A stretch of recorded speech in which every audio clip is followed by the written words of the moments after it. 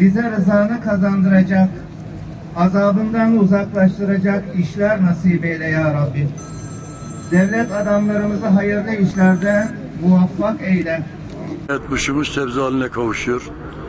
Biraz önce açılışını yaptık. Daha doğrusu daha ileride daha büyük bir açılış yapacağız.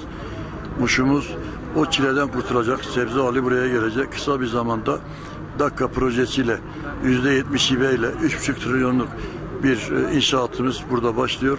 Hükümetimizin kurduğu Dakika projelerini yürüttüğü Dakika bugün bize çok güzel hizmet veriyor. Bunun yanında aynı projemiz hayvan pazarı olarak inşallah 10 gün sonra o dağıtılacak.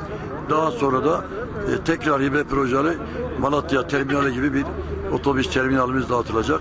Yani Muş'a gerekli olan sebze hali sağ olsun belediye başkanımızın çalışmalarıyla ihtiyaç olan bir olaydı.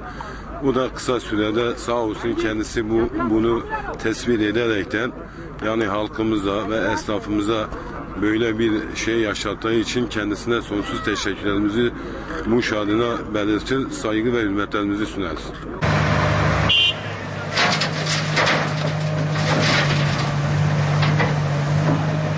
Muş tarım ve hayvancılık ili %85'i geçimini tarımla sağlamaktadır. Böyle bir sebze haline ihtiyaç var. Bunu köylü gönül rahatlığıyla ürünü üretir, getirir burada satar. Esnafımız da gelip alır. Daha çiftçinin fazla kazanacağı için böyle bir sebze haline Muş'a acil ihtiyaçtı. Şimdiden hayırlı olsun diyoruz. Bir an evvel inşallah biter, memleketimiz için hayırlı olsun diyelim.